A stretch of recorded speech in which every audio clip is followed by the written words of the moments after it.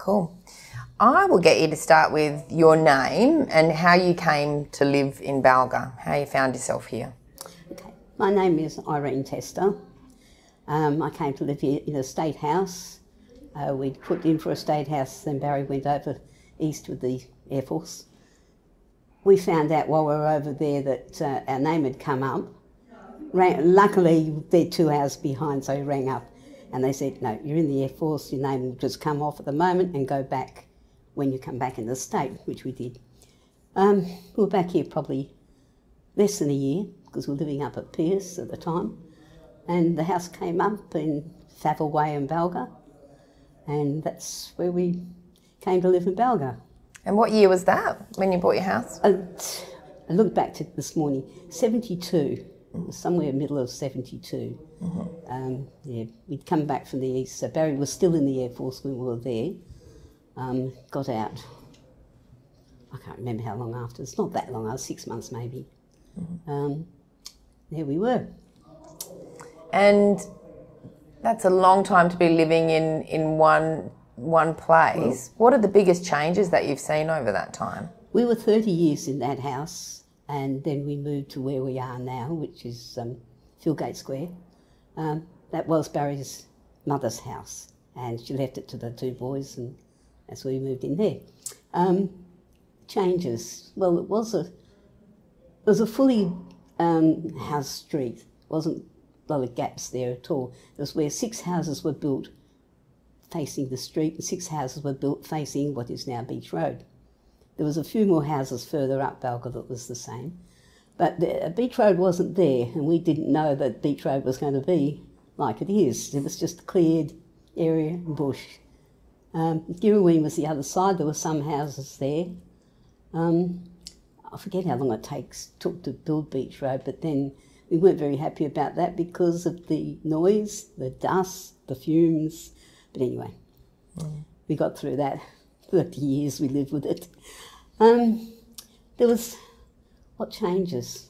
Gosh, in what way Did you raise a family there, and did the community change? I haven't got a family.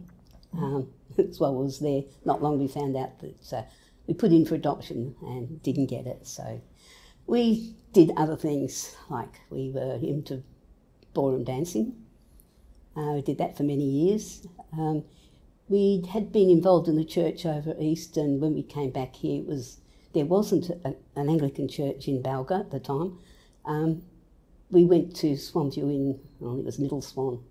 Anyway, we moved from Pierce down to here. The minister at Middle Swan contacted the minister in Balga, who came to visit us, and the Anglican church was at that time in a childcare centre at the back of the Balga shopping centre there, on the street.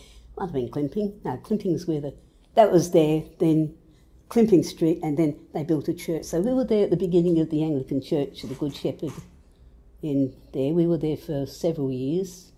Yeah, when I was in my 50s, I went and did through TAFE, became a commercial dressmaker. Wow. So I did that, had my own business.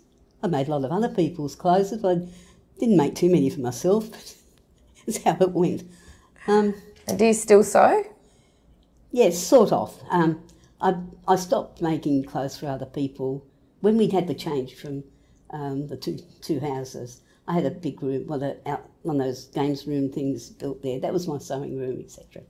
But going back to a little bedroom, no, I don't do it. But I still sew. I do some work with a craft group. We make skirts and things that get sent to. Have you ever heard of the Christmas box?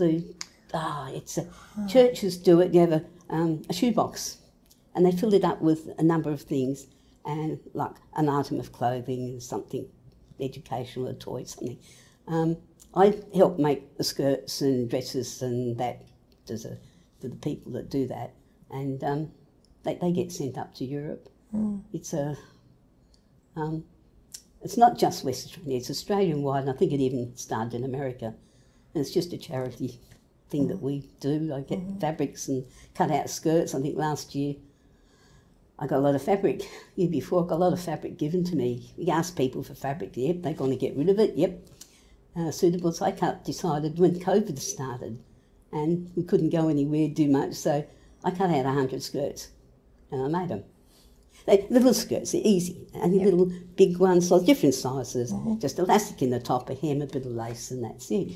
And over the next year or so, I made them and hand them in as I did them, sort of thing. Yeah. And do you do part of the seniors social club? Have you done any like craft activity that you really get into, or dancing? No, I don't know what craft. Not with another club, I don't think. This is a craft club that I go to, and this little section, there's 3 or 4 of us do this sewing. So that's what we do.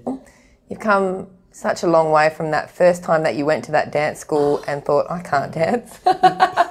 16, yeah. I think we'll wrap up there. Irene, thank you so much. That was wonderful.